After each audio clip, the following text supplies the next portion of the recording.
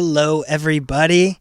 Welcome to day one of American Dreamers. This is a comedy short film written by my dad and directed by me. This is the first day of this shoot, and it was so hot. After this, we have to go to a golf course, which is also a vlog about that, but it was just so hot. This is frames from the movie. The movie's out now. I highly recommend you check it out. I think it's phenomenal. I mean, I'm not biased at all, but seriously, you should, because it would mean a lot to me if you guys did that for me. So just think about if you would like to make just a boy named Luke happy. Just think about that, okay?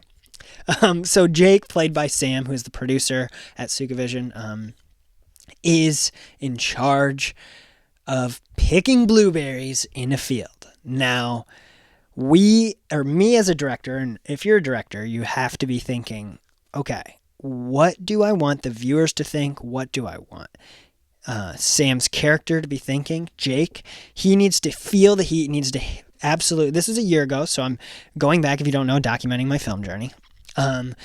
And trying to say, okay, what was I doing here as a director? Because now I think I've learned a lot, and trying to say, do you feel like it's hot? Now, part of that's sweat, part of that's what lens you're using. If you feel close to him, you feel like we're looking in on him. This is shot on a Canon R6 Mark II on a 35mm Sigma lens.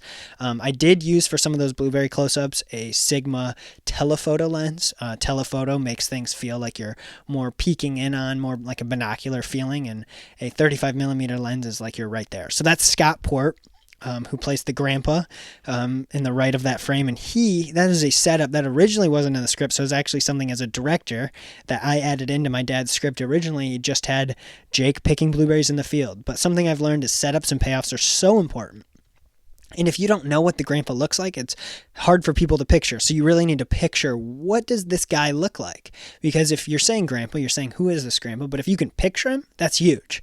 So this is Jake's grandpa, watching him pick these blueberries. So now you almost have like a villain. You know who, because the whole idea is Jake recruits Tom, who's played by Race, who's doing the behind the scenes for this, and is the other character. Jake's trying to convince Tom that they need to go rob their grandparents. Why, you're asking? That's because it's actually I love the story that my dad wrote. It's Jake's grandpa gives him money for college, but Jake doesn't want to use that money for college, but he wants the money anyways, and the money's held in a safe. So the whole idea is this basic heist movie, not a basic heist movie. I mean, it is being completely unbiased. It is a heist movie, which is, a lot of short films are like that after the success of Bottle Rocket, created by Wes Anderson. Heist movies are just fun. We did use a drone for the final shot. Scott's using it to dry off here because it was so hot, and I cannot exaggerate that enough. But it was fun. It was fun to be out there. This was such a different pace for me as a filmmaker. My first short film was a mystery film. The second two were gangster mobster films. Yes, you heard that right. Gangster/mobster films. Thrillers. Dark thrillers with lots of death, lots of blood, lots of action. Fun, but dark. So this is the first time I did something light, and it felt more who I am. I'm not a dark person, which is surprising that the films I wrote are dark, that's probably something to explore.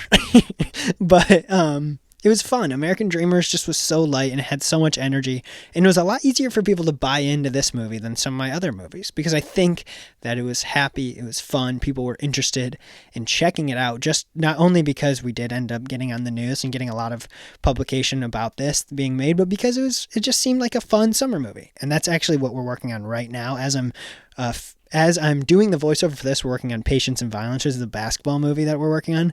There's me in an absolute power director pose. You got to have a director pose. I guess that's my pose. Wearing my signature hat, which actually was modeled for the new Sukavision hats that are coming out. Can't wait for you guys to see those as well. But this was day one. It was really hot. Had a lot of choices here to be made on what lens to use, but at the time, those are my notes I used on the film, making notes like that. Number one, it's really helpful. Number two, it looks so cool when you go back and look at your past work and you're like, look at all these ideas I had. I must be so creative. This is so cool. So is it for me or is it for me? You answer that question yourself. Thank you guys so much for watching. If you don't know, I make vlogs and I document my film career as I am a director in charge of Sukavision, hopefully trying to make some really cool movies one day, and hopefully am making some cool ones now. Thank you guys so much for watching yet again. Have a great day.